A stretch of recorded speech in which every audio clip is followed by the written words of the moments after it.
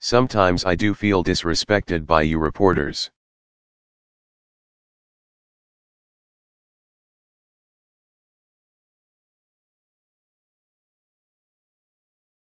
But that's okay. Seattle Seahawk cornerback Richard Sherman is here tonight.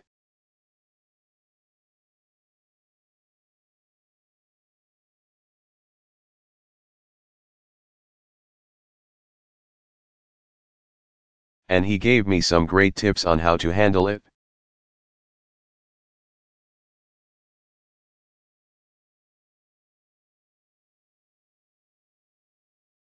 Jake Tapper, don't you ever talk about me like that. One, I'm the best president in the game.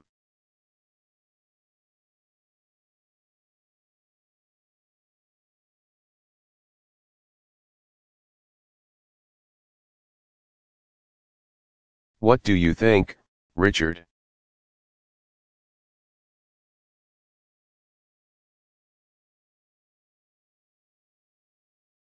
Was that good? A little more feeling next time.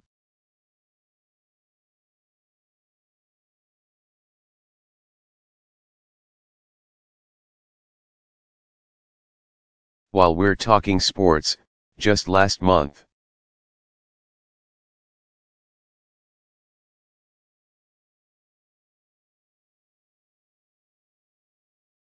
a wonderful story: an American won the Boston Marathon for first time in 30 years.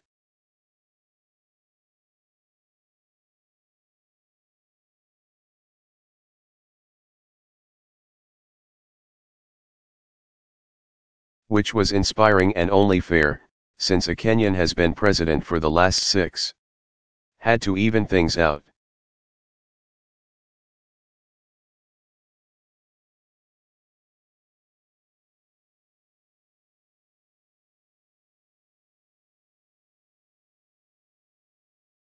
We have some other athletes here tonight, including Olympic snowboarding gold medalist Jamie Anderson is here.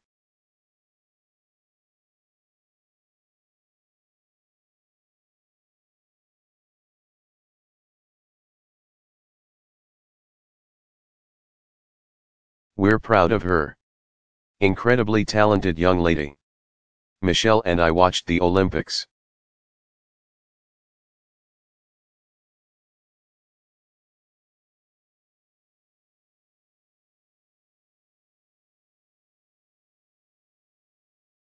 We cannot believe what these folks do, death-defying feats. Haven't seen somebody.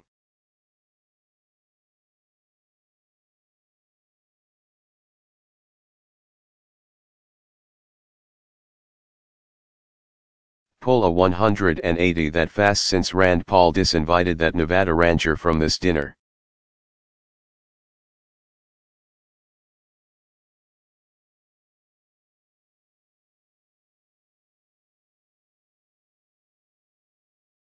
As a general rule, things don't end well if the sentence starts.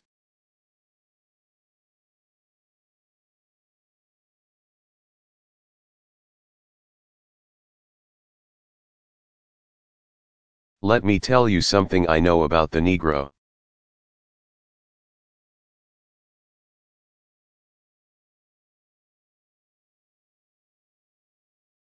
Two, you don't really need to hear the rest of it.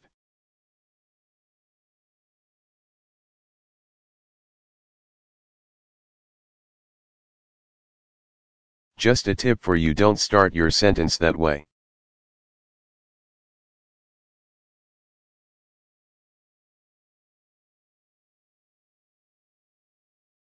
Speaking of Rand Paul, Colorado legalized marijuana this year, an interesting social experiment.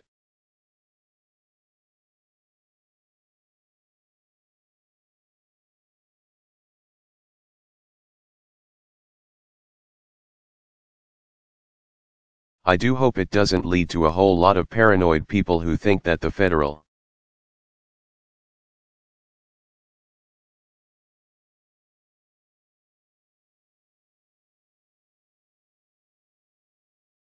government is out to get them and listening to their phone calls. That would be a problem.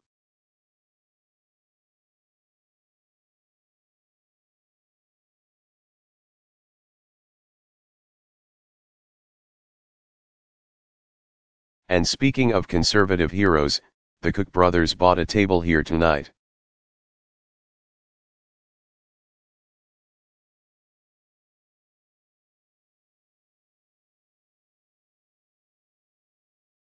But as usual, they used a shadowy right-wing organization as a front. Hello, Fox News.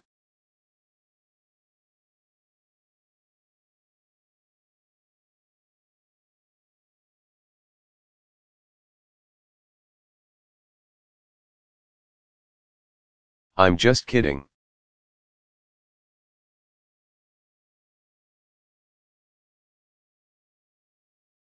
Let's face it, Fox, you'll miss me when I'm gone.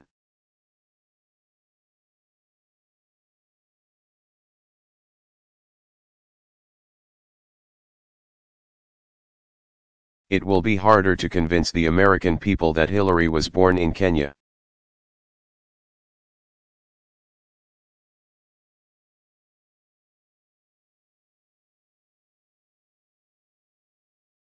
A lot of us really are concerned about the way big money is influencing our politics.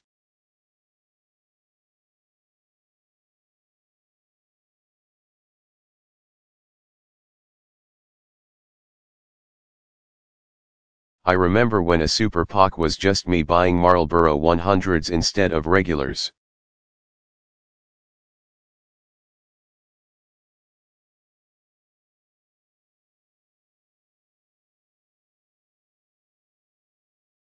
Of course, now that it's 2014, Washington is obsessed on the midterms. Folks are saying that with my sagging poll numbers.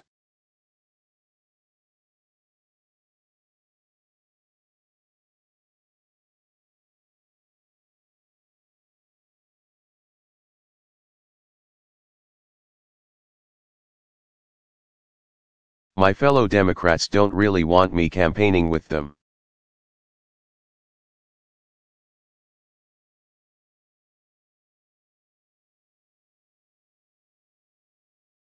And I don't think that's true, although I did notice the other day that Sasha needed a speaker at Career Day.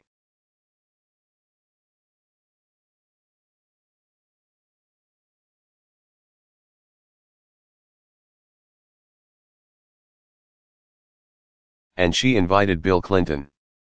I was a little hurt by that.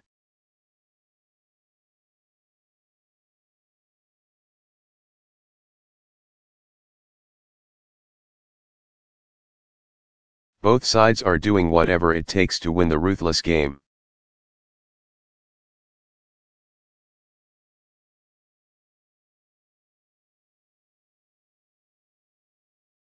Republicans, this is a true story. Republicans actually brought in a group of consultants to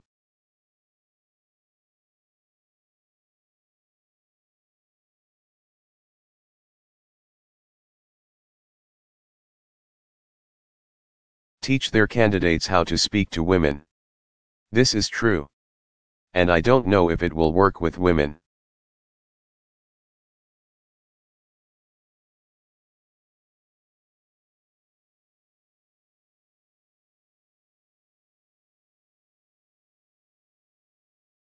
But I understand that America's teenage boys are signing up to run for the Senate in droves.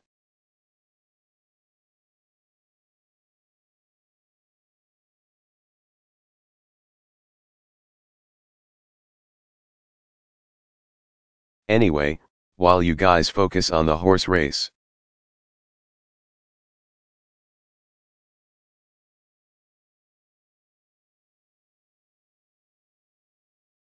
I'm going to do what I do. I'm going to be focused on everyday Americans.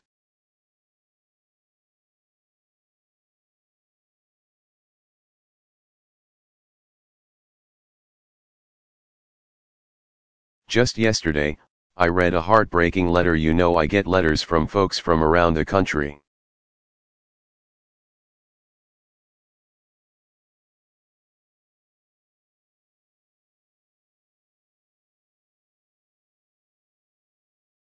Every day I get 10 that I read this one got to me.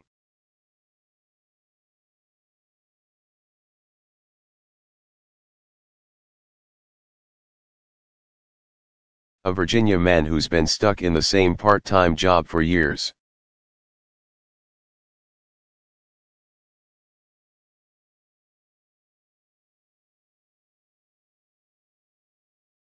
No respect from his boss, no chance to get ahead.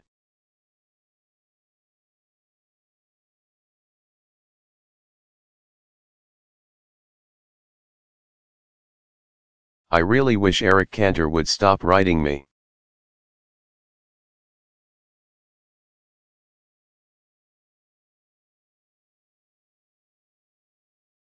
You can just pick up the phone, Eric.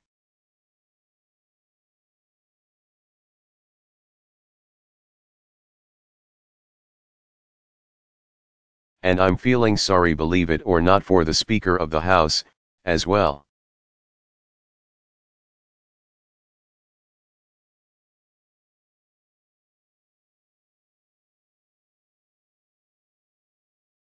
These days, the House Republicans actually give John Boehner a harder time than they give me.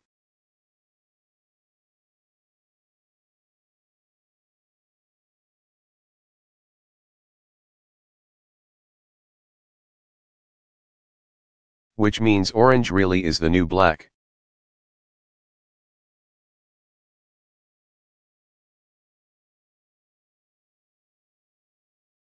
But I have not given up the idea of working with Congress.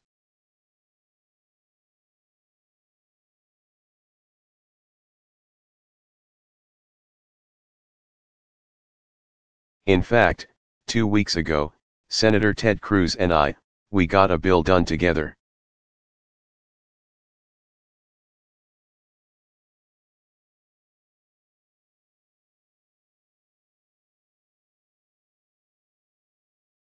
And I have to say, the signing ceremony was something special.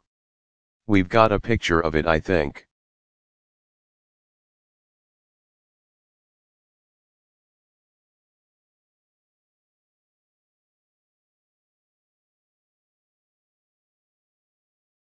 Look, I know, Washington seems more dysfunctional than ever.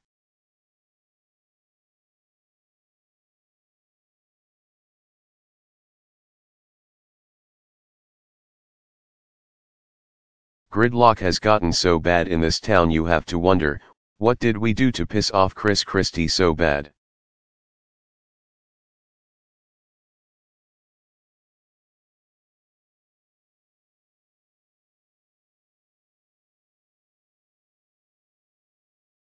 One issue, for example, we haven't been able to agree on is unemployment insurance.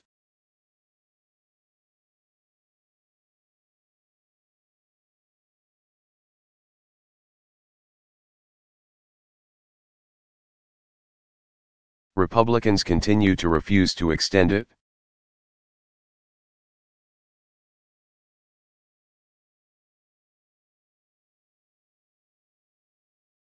And you know what, I am beginning to think they've got a point.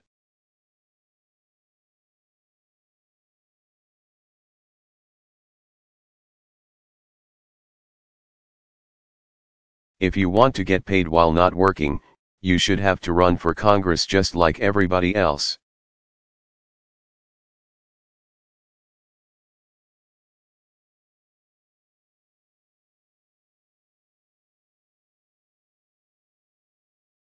Of course, there is one thing that keeps Republicans busy.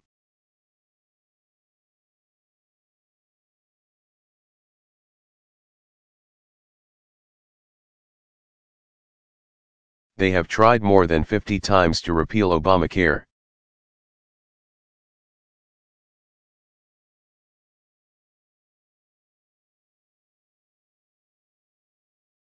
Despite that, 8 million people signed up for health care in the first open enrollment.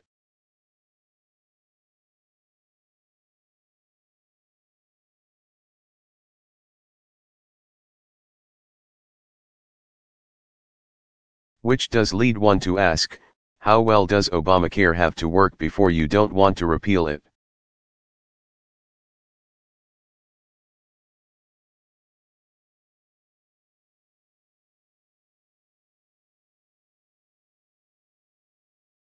What if everybody's cholesterol drops to 120? What if your yearly checkup came with tickets to a Clippers game?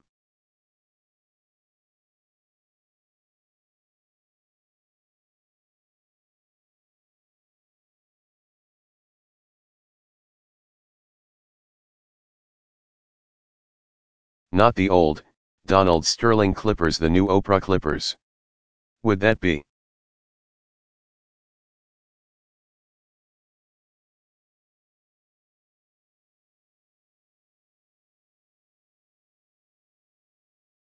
Good enough? What if they gave Mitch McConnell a pulse? What is it going to take?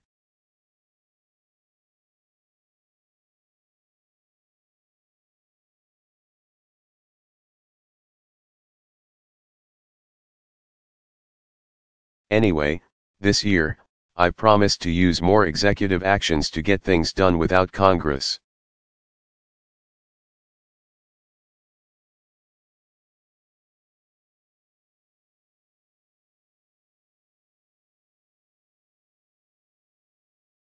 My critics call this the imperial presidency.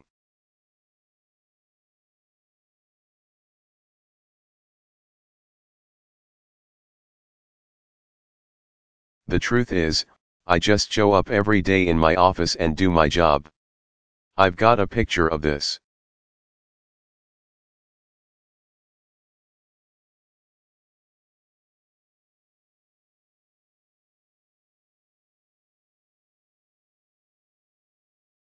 I think. You would think they'd appreciate a more assertive approach.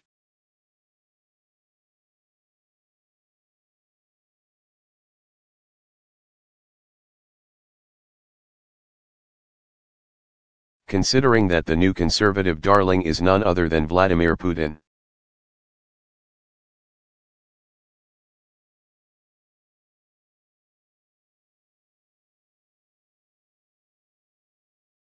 Last year, Pat Buchanan said Putin is headed straight for the Nobel Peace Prize. He said this. Now.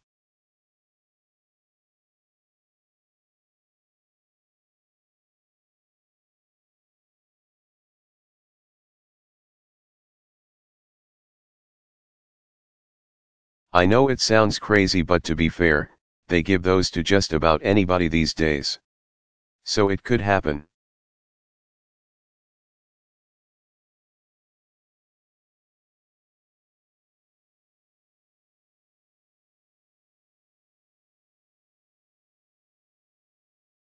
But it's not just Pat. Rudy Giuliani said Putin is what you call a leader.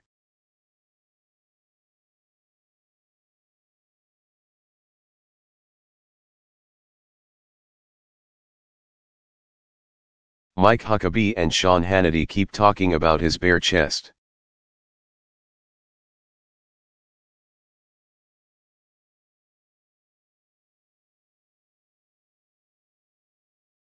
Which is kind of weird. Look it up, they talk about it a lot.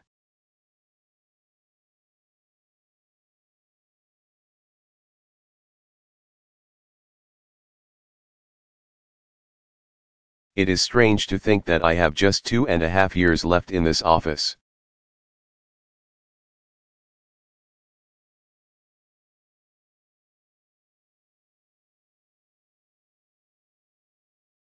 Everywhere I look, there are reminders that I only hold this job temporarily.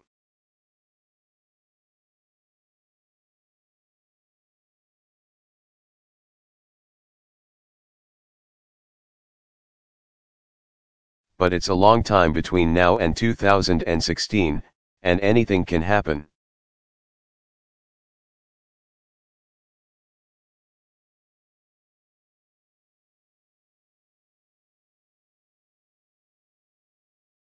You may have heard the other day, Hillary had to dodge a flying shoe at a press conference. I love that picture.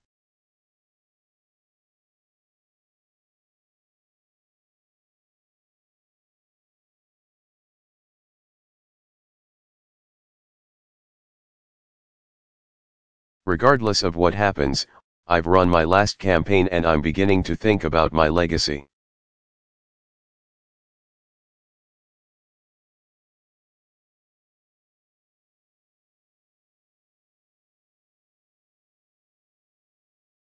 Some of you know Mayor Rahm Emanuel recently announced he is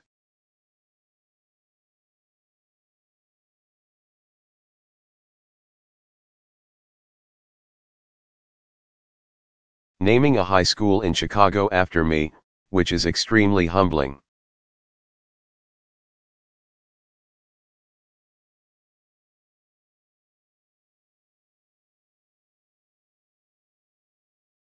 I was even more flattered to hear Rick Perry, who is here tonight,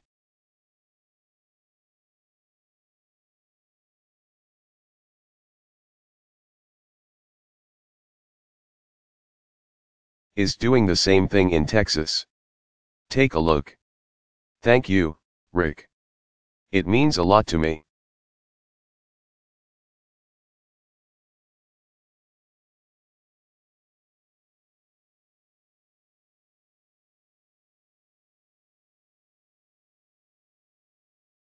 And I intend to enjoy all the free time that I will have. George W.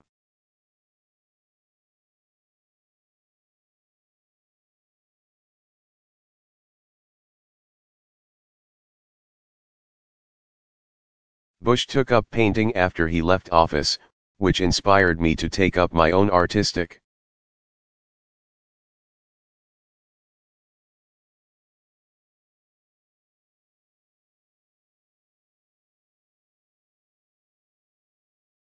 side. I'm sure we've got a shot of this. Maybe not. The joke doesn't work without the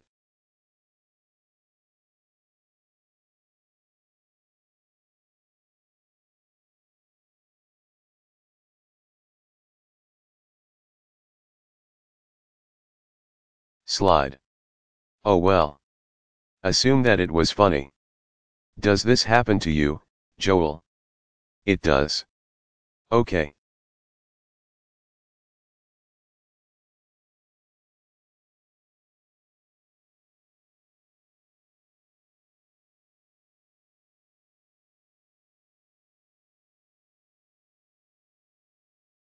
On a more serious note, tonight reminds us that we really are lucky to live in a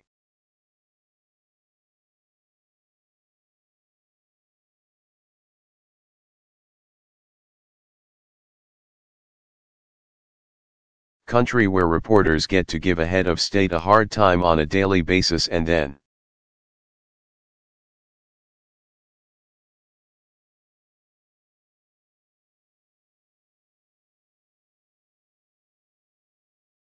once a year, give him or her the chance, at least, to try to return the favor.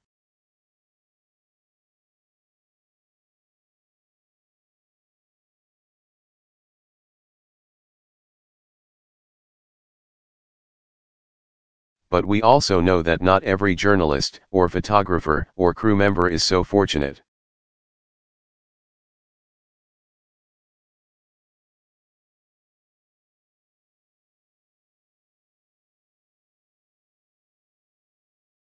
Because even as we celebrate the free press tonight, our thoughts are with those in places around the globe like Ukraine.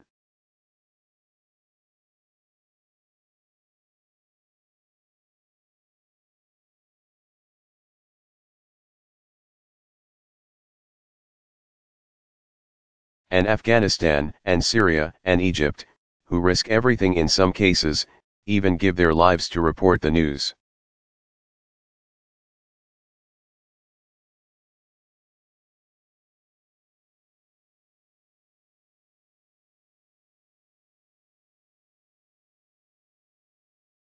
And what tonight also reminds us is that the fight for full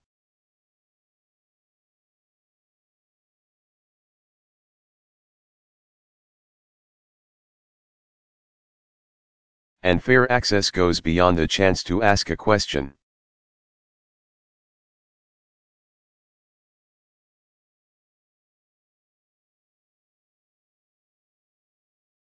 As Steve mentioned, decades ago, an African American who wanted to cover his or her president might be barred from journalism school.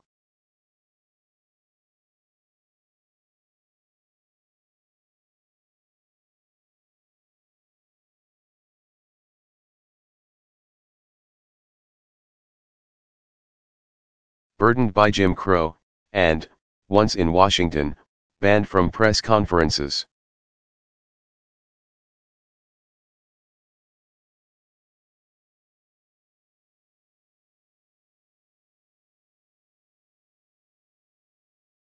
But after years of effort, black editors and publishers began meeting with FDR's press secretary, Steve Early.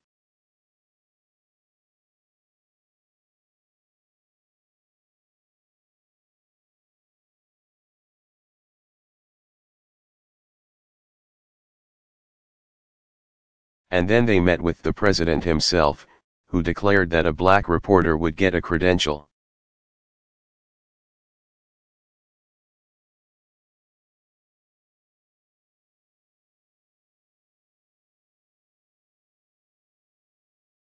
And even when Harry McAlpin made history as the first African American to attend a presidential news conference.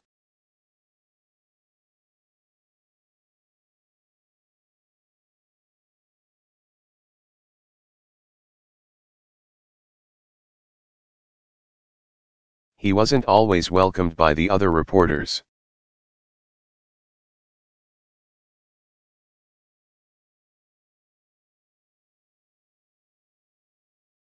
But he was welcomed by the president, who told him,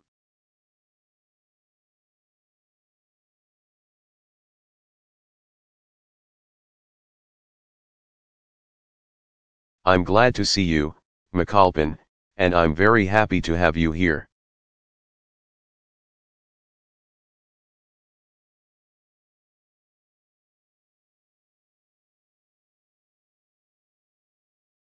Now, that sentiment might have worn off once Harry asked him a question or two and Harry's battles continued.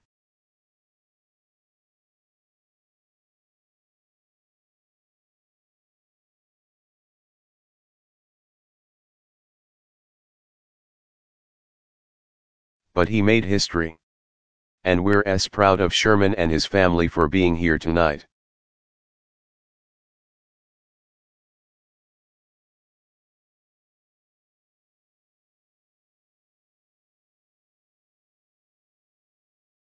And the White House Correspondents Association for creating a scholarship in Harry's name.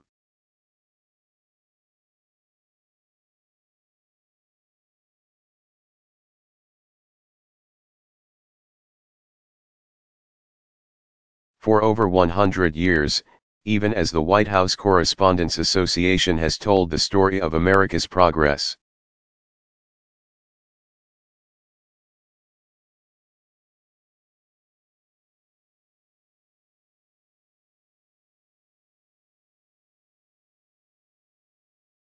You've lived it, too, gradually allowing equal access to women.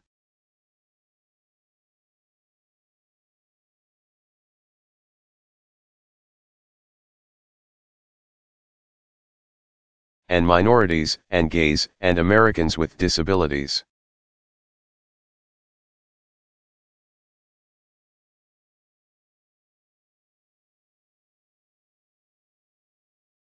And, yes, radio, and television, and internet reporters, as well.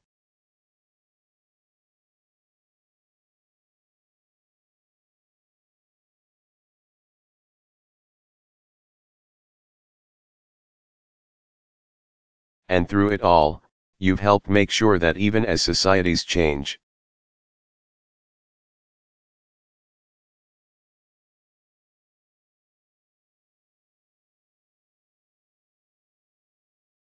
our fundamental commitment to the interaction between those who govern and those who ask questions doesn't change.